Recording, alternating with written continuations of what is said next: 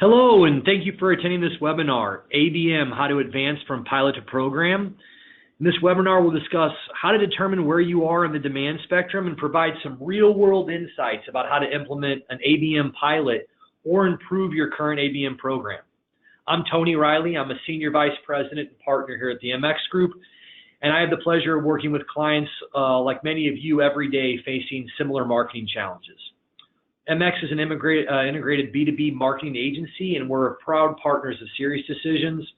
We've been in business for 30 years, and over that time, we've helped B2B companies solve complex marketing challenges by connecting strategy, creative, digital development, and demand generation.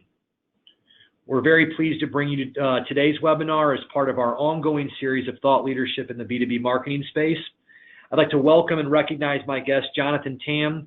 Jonathan is a senior research analyst from Sirius Decisions ABM team and a pro on how to take your ABM aspirations and goals and truly operationalize them. A few quick housekeeping items before we get started. This webinar will be recorded, and we will definitely send you an on-demand link to watch again and share with your colleagues. And we plan on doing a few minutes of Q&A at the end of the webinar, so please enter your questions into the Q&A chat box. If by chance we don't get to your questions live, we'll follow up afterwards with an answer via email. All right, so a little bit more about today.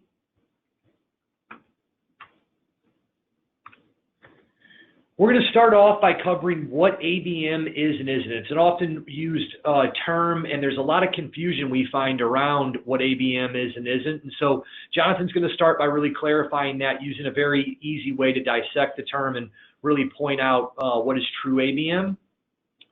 Then we're going to take the Sirius Decisions demand spectrum, and we'll take a real-world client example, and we'll break that real-world client's challenges out across that demand spectrum so that we can talk to you about tangible ways to go from pilot to buy-in during your ABM process. We're hoping that this really provides you with some not only good thought leadership around ABM, but also gives you some really good, easy-to-use ways to further the effectiveness of your ABM program.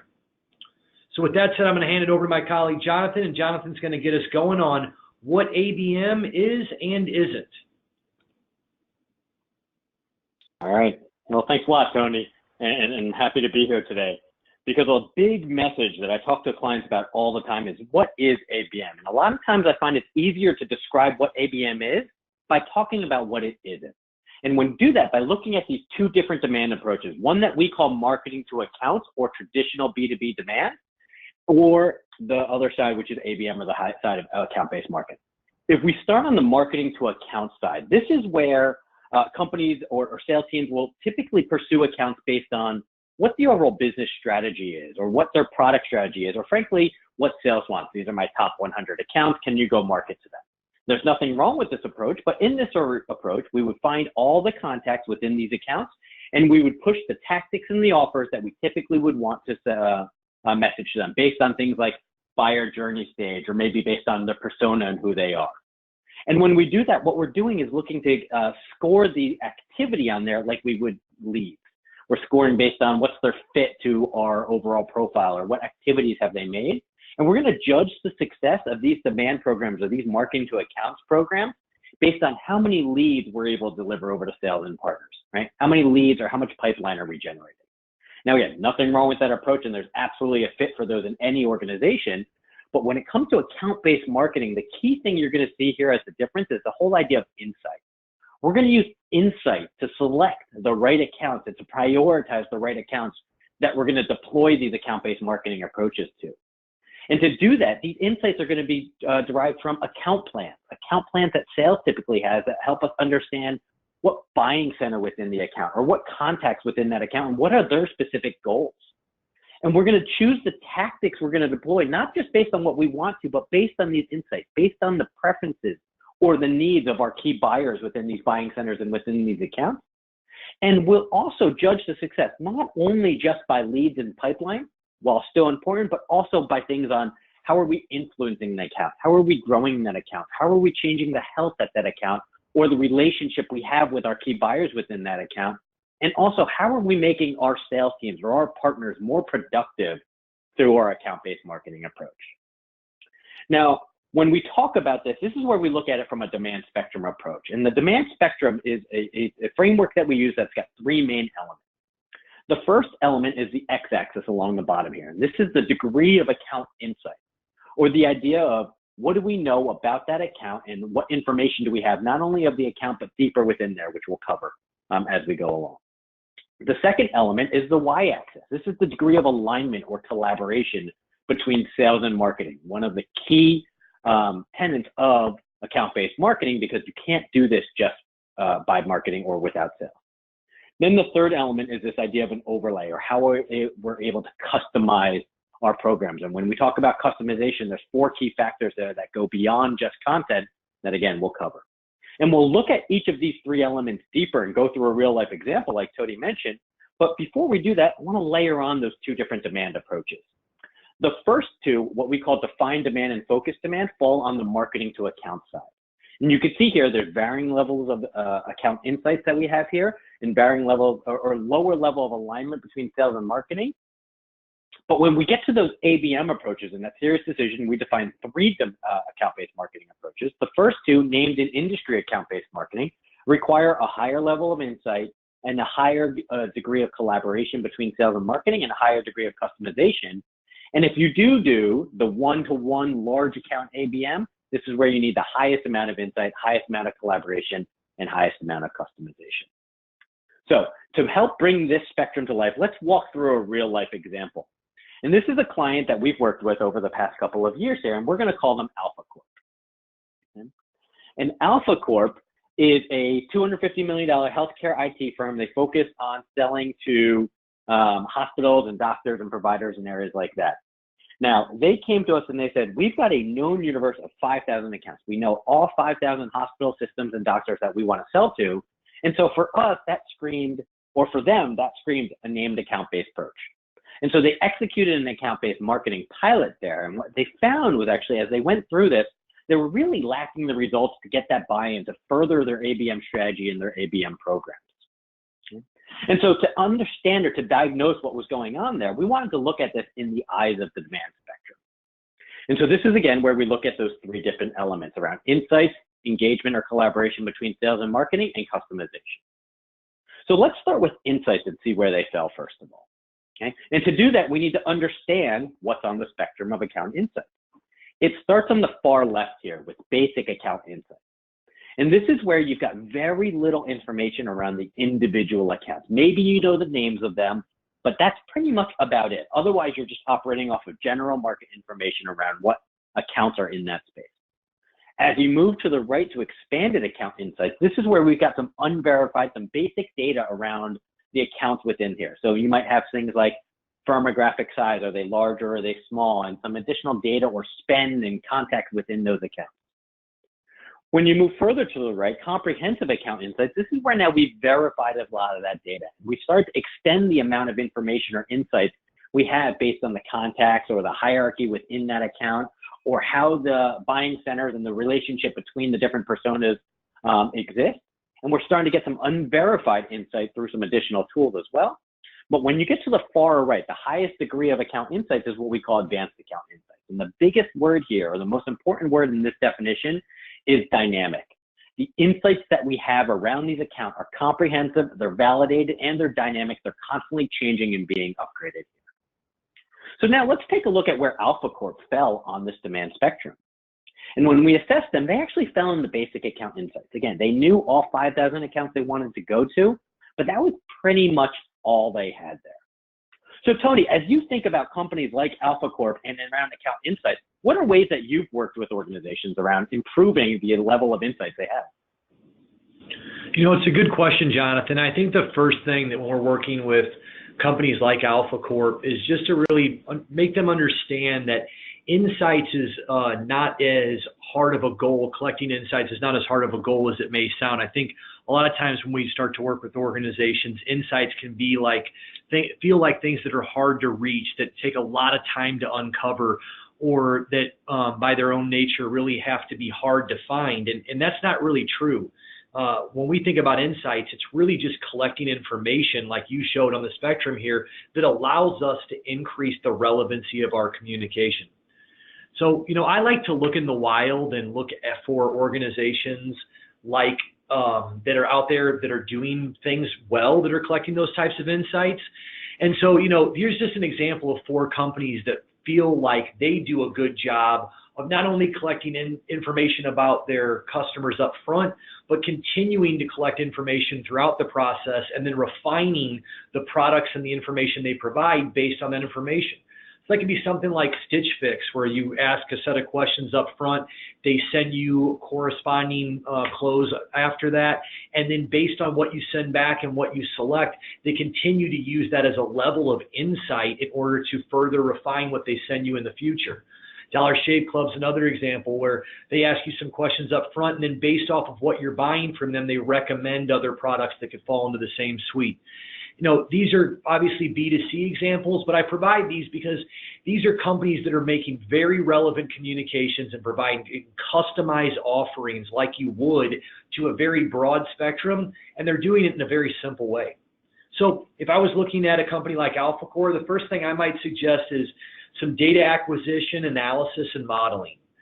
First, let's look at the data that you have on hand from your sales organization. They might oftentimes have several different data sets where they've organized information. Maybe your service logs, who's called in for service on certain types of products, marketing data. Put those together, combine those, do analysis around those, and see what that informed or combined view looks like. At that point, we might look and buy some firmographic or technographic data and append it to that data set to see if that further gives us a picture of what that account looks like or some insights to build off of. When you have somewhat of a view in place, you can go out there and you can create an ideal customer profile using machine learning. So run through rows and rows of records and see what an actual ideal customer profile looks like. And then take that profile and refine your scoring model and prospect opportunities using that. And that's usually using a lot of data that you have on hand. One other thing we might recommend is just using personas to reflect contacts that you can go out and purchase to then go out and contact to correct additional insights from.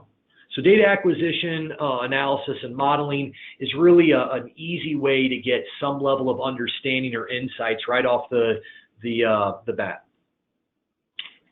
Telemarketing. Telemarketing is such a handy tool. A lot of times in the industry, people just think about it as lead generation or cold calling or prospect qualification, but you can use it in a number of different ways. So one of those is unbranded voice of customer research. You can call on behalf of a company to collect insights about how they're using products, their view about that company, maybe their view on the competitors, and use that to inform the messaging that you bring in. Buying group identification or verification. If you're trying to penetrate an account, it's very important that you understand who the buyers are. And so if you know that up front, the CFO, the CEO, the maintenance manager, whatever that buying group consists of, why not just pick up the phone and call and verify who they are and where they're located and collect their names so that that next outreach is that much more purposeful. Buy cycle and application insights, calling to find out where they're at along their buying cycle. If it's a long buying cycle, maybe it starts with the design phase, and that's going to lead into product acquisition. Competitive assessments. If you have competitors that you're up against that you're wanting to know where you fall against those competitors, you can use telemarketing to find that information out. And then last but certainly not least, telemarketing can also work as a really nice touch point in an overall journey that can consist of both online and offline communications. I think a lot of times I see clients that will think of journeys just in terms of emails, but how much richer are those journeys whenever you're able to have that email then maybe trigger a call based on the action they take, or maybe that call then triggers an outbound mailing. And so telemarketing is a very, very handy tool. And then a third area that I would often recommend is around digital A/B testing. And so, you can get a lot of insights very quickly just by looking at analytics from digital materials. Maybe at the very upfront where you're trying to gather those basic insights, you just take pay-per-click and run that out in the world and see which one of those pay-per-click ads gets the most clicks, and use that to inform your messaging. So maybe there's an offer, you have 3 different types of offers, you've got 3 different messages that you're considering. Put those into pay-per-click ads, run those, and by the end of the afternoon, you're going to have a couple of thousand clicks on that, which can inform which one is actually getting or driving the most activity from actual behavior. Display and social media customization testing. So you can often run different types of customized ads by doing IP-based targeting or targeting, via social media, like on a platform like LinkedIn, and you can see what type of content is driving clicks. You can see what is not, and then it not only provides you with a good understanding of what messages are driving results, but also it shows you how far along the spectrum you need to go. Do you have to be as customized as talking to Jonathan at Serious Decisions, or is it enough to talk about Serious Decisions in and of itself? And that's a great learning. And then also, creating a landing page and then curating content within that landing page so that you get people onto that page and you see what they engage with, whether that's a one piece of content over the other, or what type of message drove the most activity on that page. That can also then result in coming back to the organization and saying, these messages, these types of content are really driving results, and that's where we need to head. Does that make sense to you, Jonathan? No, absolutely. I think you made some great points in there, and the 2 that jumped out to me, especially the ICP and the data appends, because such a key part of account-based marketing, like I mentioned, is that insight-based account selections. Do we actually have the right accounts that we want to target? And then the last point you just made, it's that approach to insight gathering, because as marketers, sometimes we think that insights are just so hard to gather, like you mentioned in the very beginning. But in reality, we have access to a lot more data, a lot more insight than we may think. Something as easy as PPC or display testing or landing page testing. So great points and great ways that Alpha Corp could get from that basic even up 1 level, if not 2 levels, from the insights they had around the accounts they were targeting. Exactly. Cool. All right, so let's move on to the second element within the demand spectrum here. This is that y-axis, or that ability to, or that alignment or engagement or collaboration between sales and marketing. And when we build this out, there are, very similar to the last element, 4 different levels of alignment or engagement here. And it starts at the bottom here with basic sales and marketing alignment. And this, many organizations do this. I'm not judging. You don't need to show me if you are or not. But this is where marketing will create a plan, sales will create a plan. You'll go into your annual review process. It's created independently. You'll share it, and then you'll walk away from each other. When we go up the ladder a little bit, expanded sales and marketing interaction is where maybe it's that same interaction. Now it's the annual plan, but sales has said something like, you know what, we're going to go after a large enterprise or this specific industry. Marketing says, great, here's a plan to go support that. And then really there's no real touch points or scheduled touch points along the way there. When we get to comprehensive sales and marketing participation, or the 3rd level of engagement, this is where sales and marketing are starting to work together, and they're held at least quarterly, right? There's the annual process plus your QBRs or your quarterly business review. And sales and marketing are looking at how do I plan and what are the different activities and potentially how we optimize. But when we get to this top level, advanced sales and marketing engagement, where now you've got a core team, a SWAT team around specific accounts or clusters of accounts here, and these teams are meeting weekly, maybe even daily, for planning, execution, optimization, areas like that, and measurement. And they're really starting to talk about what's going on and how that's working. So if we look at those 4 levels, let's again map Alpha Corp against it. And when we talked to them around what they were doing, they were at that expanded sales and marketing interaction. Sales was saying, hey, I want to go after large hospital systems versus smaller doctors. And so marketing was able to create individual plans and assets around that lineup. But what they really wanted to get to for the named ABM program was they wanted to move up at least 1 level. They wanted to get to the point where they were talking more regularly on what was working and what wasn't working and how they could plan for that. So Tony, what are some ways that you've seen organizations really help drive that alignment or that engagement between sales and marketing? This is a great question, and something that we often help customers out in conducting sales and marketing workshops and such. But I'll start with, again, looking to the wild, just to paint a picture of what I think is really good sales and marketing.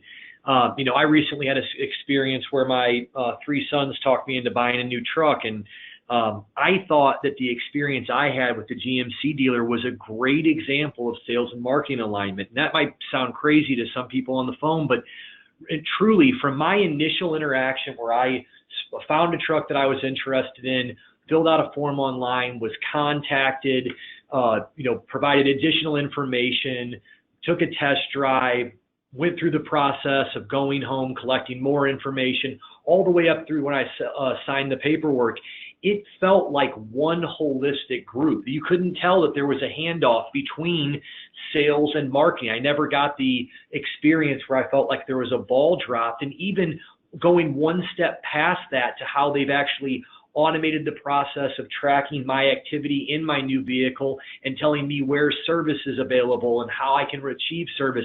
It just felt like one holistic experience that I think is, marketers, again, it's good to look in the wild, and it shows you really what we should strive to achieve, because in B2B, our customers' expectations are not formed directly by our competitors. They're formed by experiences like this. So if I had a company like AlphaCore that was looking to get to that next level of advancement along the sales and marketing alignment spectrum, I'd start with market mapping. This can be a very, very beneficial exercise in a number of different ways. What we do with market mapping is we start by talking about what are the target industries, where do we need to go to achieve growth. Once we have that, we then go out and we identify all of the segments inside of those industries. So I often see that marketers will talk about things like general manufacturing or oil and gas, and they won't get to the level that says, yeah, but inside oil and gas, are we talking about natural gas? Are we talking about crude oil? Are we talking about upstream, downstream pipelines? What market are you actually trying to address inside of there? And getting to that level of specificity then allows us to get to that SIC code level where we can go out and actually identify all of the companies that fall within that segment, apply that firmographic data, and then we can start to validate the size of that market against their program goals and look at the number of potential accounts. Once you have all that in place, then you can really get to that level of sales and marketing activities. So we'll often ask clients to force rank or choose or prioritize what are the highest priority items. And then there's an agreement that those highest priority accounts are areas that both sales and marketing are going to go after. And that's where we're going to focus our combined attention. Maybe a layer underneath that is where marketing is going to work until it becomes a qualified area or an insight is gathered to then get sales more involved. And the third tier might be things that we're just going to say, hey, we're going to avoid that from the perspective of putting resources and time and energy against it. But the market mapping is very critical. It leads to that definition and that prioritization. Then there's sales and marketing coordination. I mentioned sales and marketing workshops. Having a workshop with stakeholders to coordinate what are the targets, what insights do we have, what are our plans for actually getting in there, and what is our goal for that account within this time period is a step that is often overlooked but can lead to so many rich insights in and of itself. So I really urge you to get with the sales teams, make them a part of the process, and let that result in some good insight gathering. Coming out of there, we would recommend what we call an SLA or a service level agreement, where we'd actually document things like what is a lead. So that way you don't send something over the fence to sales that they're saying, that's not something I can really work with. You already have that defined. You talk about what are the process times and turnaround expectations when you have those opportunities that come up. What are our metrics that we're going to monitor ourselves with? And last but certainly not least, how often are we going to meet on these things? Who are we going to get in the room? And then what is our cadence of communication around these accounts so we can continue to learn from each other? So as we're learning, sales is learning, we're combining that into an overall better understanding of that account that we need to penetrate. Yeah, those are some great points. And then again, alignment is probably the one that requires the most work because it is across two different functions. So workshops like these, particularly ones that are hosted by a third party, a lot of times ease the pain that organizations have of trying to figure out whose side of the wall or who's responsible for what. So great examples here. Great point. Yeah. All right, let's move into the third and final element, which is the level of customization here. And when we think about ABM, the first thing that comes to mind is content customization. But there's actually additional factors that we need to look at from this point. There's actually 4 total factors when we talk about account-specific customization. And so the 4 factors are not only content, but also, and so I've built out this overlay, right? The content, and then there's the technology that we have on there and that we're using. There's the level of resources that we have dedicated to our go-to-market strategy, as well as the metrics that we're looking at here.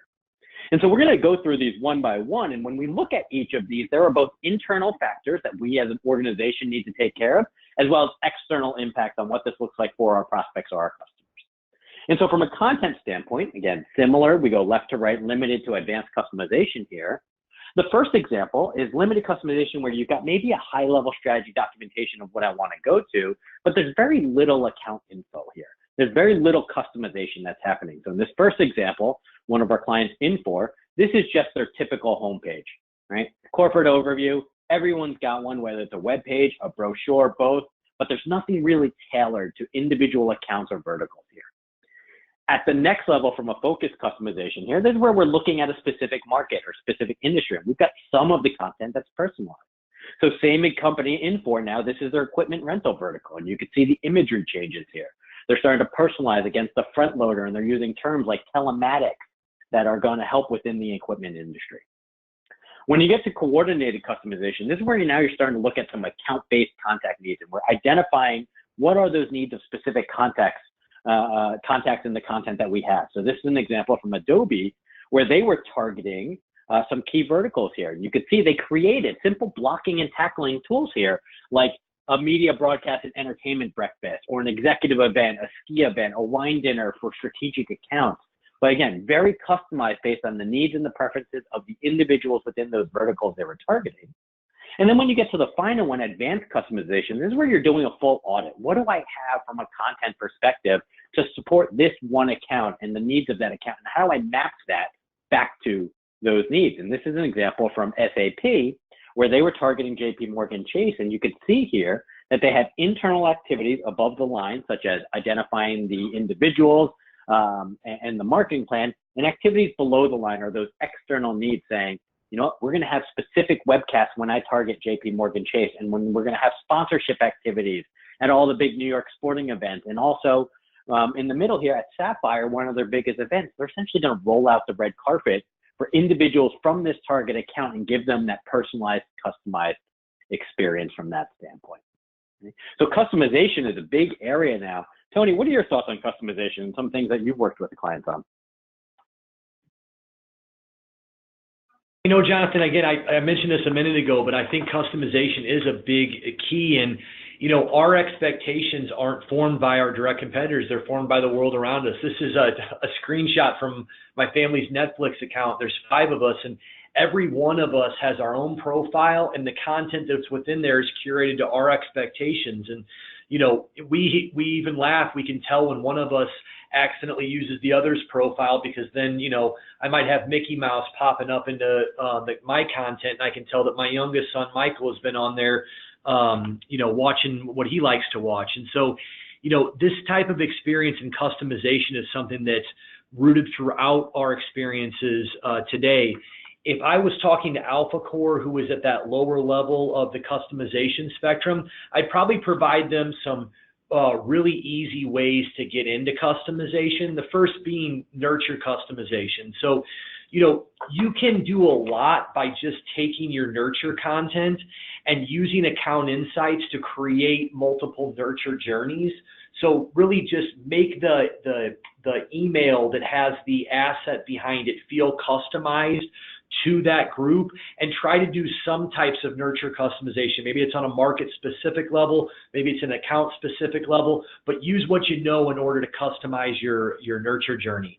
Then organize your assets around those journeys, and so you don't have to try to create custom assets for every single different account. You can just put that customized nurture journey over the top of your existing assets. And by doing this, you know, with maybe some custom subject lines and email body copy, you've now scaled your assets much broader than what they were. Similarly, on the landing page experience, a lot of times we'll work with marketers and they have very, very good content and a lot of it, but they just haven't curated it and made it purposeful based on the needs of the individual accounts they're going after. So what we would do is create landing pages or portals specific to target accounts. Maybe you have an intro paragraph that reflects your knowledge of that account. It puts the company that you're targeting's logo on there. You also then take out of your broad set of content a couple key pieces of content that you think would be important for that account, and you curate it and make that visible on that landing page that you've developed for them. And then monitor the analytics for additional insights. Did that work? Maybe it did, maybe it didn't. There's learning either way. So again, you're taking your existing assets and you're making them more purposeful through a curated customer experience. And then also sales enablement tools.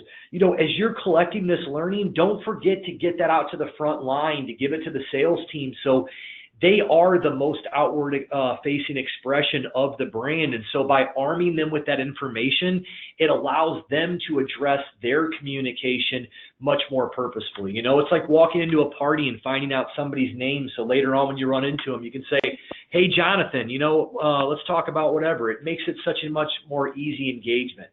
So here we would stand up things like sales portals. We could make personas or account insights readily available and provide an easy channel for marketing to communicate new updates directly to sales through. You could organize marketing content around a market, a persona, or a stage in the buy cycle. So as they identify that stage, they know what content to provide.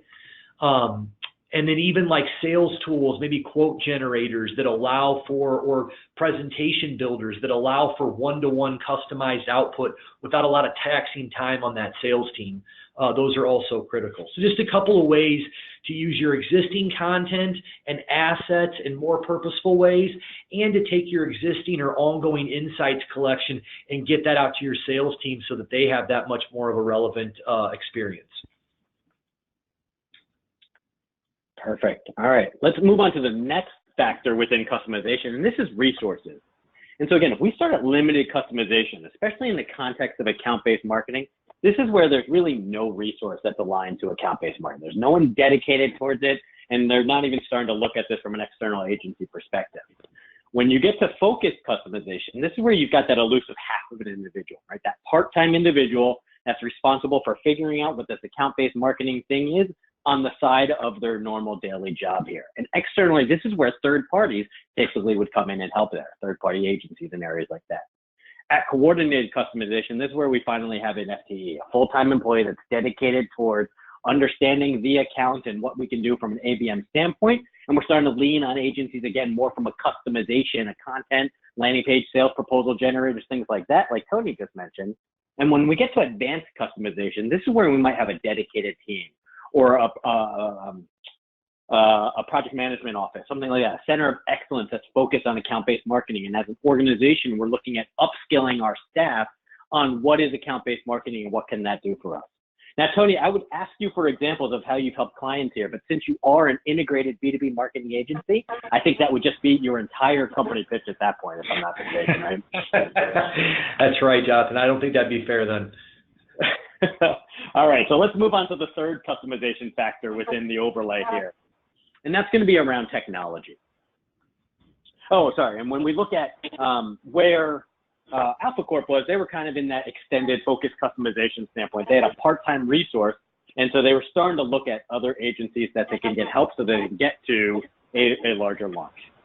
But now when we move over to the third factor, which is around technology here, limited customization means I don't really have anything that's focused at the account level. So I might be using just my Salesforce automation platform and my marketing automation platform. If I go to focused customization, I'm starting to look at the technology that I need to target specific accounts. And I'm investing in that, things like maybe social listing or other areas that I can extend my ability to capture insight here. At coordinated customization, internally, I've got a tech roadmap. I know what needs to be done for me to target and engage specific accounts. And externally, I'm using things like account-based advertising or progressive profiling to continually capture information on the accounts and the individuals that I'm targeting.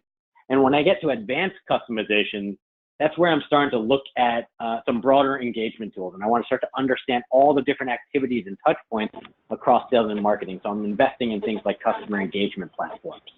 And when we think about where Alpha Corp was at this level, they were in that limited customization standpoint. They were trying to lean on their Salesforce automation and marketing automation platform to target some of these accounts. Now, there's nothing wrong with that. They just needed some help doing that because it was hard for them to make that connection. So, Tony, what are ways that you've helped or seen organizations actually leverage their tech stack for ABM? Yeah, so Jonathan, for us, I think I'd start with at the integration level with somebody that's in that stage of the maturity in their process. Sometimes we'll talk to organizations about leveraging our tech stack for a pilot if there's certain technologies they want to trial before they make an acquisition. We like to say that you can cook in our kitchen or we can cook in yours. And so it might be easier for an organization before they've proven out the value of ABM to leverage our tech stack and then use the results from that to then justify additional purchases. One of the next things we would do is we come in oftentimes and we'll adjust that SFA implementation to enable account-based views.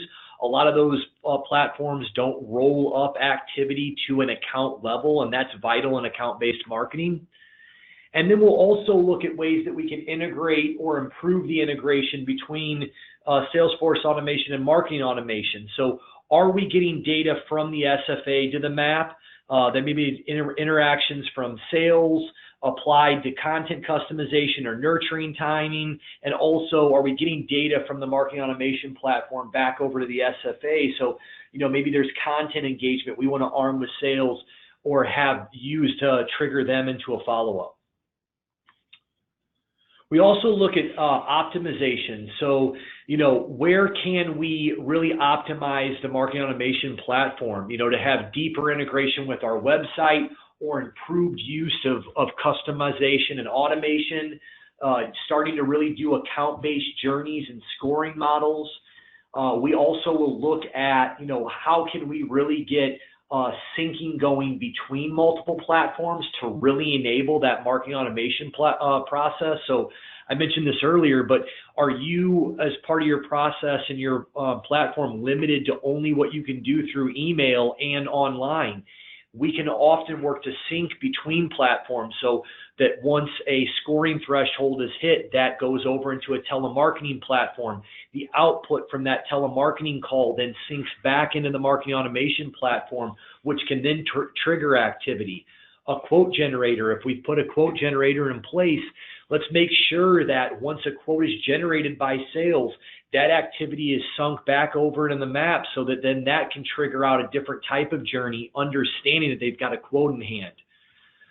Looking at account-based attribution and then also overlaying data visualization for reporting. So, sometimes we'll come in and we'll overlay a tool like Tableau on top of a tech stack to really roll in all of these different data points and develop customized views that can help marketers not only monitor their performance, but also look at different engagement levels. So that's what I think I'd start with Alpha Corp. All right. Let's bring this home with the final factor, and then we'll pull this all together. But when we look at metrics now, right, when we're starting to look at limited customization, this is where we're just looking at traditional conversion metrics. Things like how many queries am I generating or how many MQLs and SQLs that I'm going there. So there's very few things that we're looking at the account level. When we get to focus customization, now we're starting to get some more account-specific metrics here and starting to look at how we're developing context. And so this is from the Serious Decisions Demand Unit Waterfall that was rolled out in early 2017, where we're starting to look at an account or a buying group within that account and moving them through the stages from how am I targeting them, who's active, how many people within that buying group are active, all the way down until they're closed won. When we get to coordinated customization, now we're looking at deeper again at the account-specific level. We're looking at participation around different metrics, not just source, but also influence, and understanding that the different tiers of accounts, the different types of account-based marketing, large enterprise one-to-one, those high-tier accounts, we might have different contributions from marketing, where marketing is going to be more responsible for influencing some of those larger accounts, versus as we go broader in this thing to the bottom of the pyramid here, broader unnamed or that broader approach here, marketing is going to be more responsible for sourcing. But at an advanced customization level, this is where we're looking at account-specific examples. And this example happens to be just for large accounts. And we look at this, what we call the serious decision metric spectrum, across 4 different classes of short-term readiness metrics. Have we engaged the account? Are we have a profile, the right profiles, and are they complete? Into the activities, the briefings, the plans, the ads that we're serving. And those activities drive output, C-level engagement or inquiries or demos, or what is that overall utilization, which ultimately leads to long-term business impact, such as what's my increase in ROI or deal size and NPS if we're looking at customer health scores. So from a metric spectrum standpoint, when we look at Alpha Corp, they fall under focused customization here. They were starting to look at it from the account level, but they weren't really getting much further there. But they definitely did still need to move along that if they wanted to get to a named account-based marketing program here.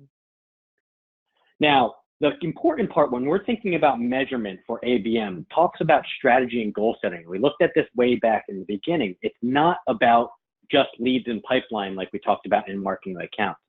For ABM, because we are in B2B and it's a longer sales cycle, we need to look at this in different stages. So the early progress of an ABM program might be things like, am I gathering additional insights around those accounts? Am I finding new contacts and appending to contacts to those buying groups that I've now defined? And am I seeing sales utilize this? And am I starting to see some additional activity at the account or contact level? But then when we get to a little further down the road, maybe 3, 6, 9 months down the road, now we want to look at some of the initial outcomes depending on my sales cycle. This is where I could start to measure the results of my ABM program based on pipeline, or how I've been able to progress or accelerate some existing opportunities, or how has the relationship at some of these key selected accounts been improved over time. And then ultimately, when we look at account-based marketing, the long-term value of ABM is overall revenue growth and retention because of the increased importance we're putting on these accounts. And we're developing loyalty and advocacy to help help renewal or cross-sell or upsell or areas like that. So it starts with setting the proper goals for account-based marketing, as well as the appropriate metrics and the expectation around those measurements for ABM. So if we bring this back to the demand spectrum, let's take a look at Alpha Corp. We're going along this, but along those 3 elements. The first one, when we looked at their current state around account insights, again, they were in that very limited area of insights here. And so we moved them slightly over on the x-axis. When we looked at collaboration between sales and marketing, they were at level 2 or so, expanded sales and marketing collaboration. And then when we looked across all 4 of the customization overlay, they had decent content. They were able to target across, large versus small. They were starting to invest in their tech stack, but it's very limited from that standpoint. And they only had a part-time resource. So when we shade that box, it looks something like that. And so when we put together those first 2, you could see they fell right above defined demand. So while they wanted to do a named ABM approach, they weren't seeing the results. And what they needed to do first was increase the level of account insight. So then they moved to the right on the spectrum a little bit and get to that really well-done focused demand. And then they could work on improving some of the customization as well as that alignment with sales to get them up to that named account-based marketing program. And so that was a real live example as we walk through the different elements of Alpha Corp and where they saw and the different improvements we can have here. But Tony, why don't you wrap us up here? Yeah, Jonathan, I really appreciate you using the Alpha Core example. I think it's great, to see a real life example and then know that it's okay to be in that that defined demand, area of activity, but then have an actionable plan that allows you to move up into focused demand and then into named industry ABM. So I think if we had to kind of summarize, action items from our perspective, leverage the serious decisions demand spectrum. It's a great tool to validate the best demand approaches for your organization. And then from there, you're able to define incremental and meaningful progress for your organization. It's based on where you're at across the spectrum. Hopefully you gain some different approaches that can help you increase your progress against that spectrum and use this to drive the evolution of your demand strategies internally at your organization. All right, so Jonathan, I think we have a couple of minutes left. We have some time for a few questions. We've had a couple come in. So the first question we'll answer is, what is the main reason you've seen ABM pilots fail? Jonathan, you want to take that one? Yeah, absolutely. I unfortunately talk to a lot of clients around how do they reset a failed ABM program, and more often than not, the number one reason is that it was just a lack of defined strategy or clarity around what ABM is. And a lot of times it's that ABM was a technology or a program or this small program they wanted to run instead of ABM actually being a strategy and really requiring some of those elements we talked about. So the fact that it's a lack of clarity, a lack of goals set up, and also a lack of resources dedicated to it, because it is hard work, unfortunately, but it requires a lot of work around customization, insight gathering, and alignment to do that right. And that's where, when organizations can figure out those three elements and do them well, that's where we see the success there. Yeah, it's a great point, Jonathan. We often do run into clients a lot of times that want to do ABM but really don't understand that it is hard work and it does take a lot of effort and you have to really dedicate time and resources to it. So great point. We'll take another question here. Let's see. How about this one? What is one piece of advice you would provide for a marketer interested in launching an ABM program? If it's cool with you, I'll take this one because I just had a talk with a client about this the other day. And I think it goes back to a point you made earlier, which is just around measurements outside of lead volume or pipeline growth. I think a lot of times, marketers will go into this thinking that the direct output of ABM will be a growth in pipeline or sales or lead volume. And I think that they have to understand that if they're early in the stage, things like account insights, engagement from the buyers on those, within those target accounts, even coordination of sales and marketing around key accounts, those are in and of themselves great examples of ways that you can deliver successful ABM programs. And so I guess my point would be, don't set yourself up for failure by thinking that, the exact output or metric of success is going to be pipeline growth right out of the gate. In B2B, as we all know, these are long and complex sales cycles, and getting to that level of insights, customizing a program, and then being able to target and actually work with a new account is something that's often a long time to achieve. So you got to set yourself up for success. All right, and then timeline-wise, we'll do one more. So, Jonathan, this might be a good one for you. Where should companies looking to launch an ABM program start? Oh, it's a really good question, and I'll go back to the demand spectrum and really focus on those three elements, because the honest answer is you could start anywhere, right? You could start by gathering account insights, because insights are going to be really important to being able to understand what do I know about the account so that I can go develop that. The other area you could focus around alignment between sales and marketing, really making sure that both organizations or both functions within the organization understand what ABM can bring and what ABM can do for us. And then the third element is that idea of customization, and specifically around the content. So really taking that audit and understanding what content do you even have, assuming that you selected an industry, a cluster, or an account to go after. But if I really had to pick one, I'd probably say the insights side of that. Again, insights is the key to account-based marketing, and having those insights, especially from a marketing side, allow or sometimes make it easier to drive that collaboration with sales, and it sure makes content development a lot easier. So I guess if I had to choose one, I'd probably start with insights as a focus there. Yeah, it's as good a place to start as any. Fantastic. It's been really great, Jonathan. So we're coming up on time here, and we'll ask you to send any other questions you have our way via email, Twitter, or LinkedIn. You can see the information up on screen there. We'll keep an eye out for them, and please feel free to connect with me and follow MX on social media for more B2B marketing insights. We've got lots of resources available on our website for you to check out regarding ABM and other B2B marketing topics, including a very detailed ABM roadmap, worksheet, mini webinars, and more. So thank you all so much for joining us today. Have a great rest of your day, and thank you, Jonathan, for your participation. All right. Thank you, Tony. Thanks, everyone.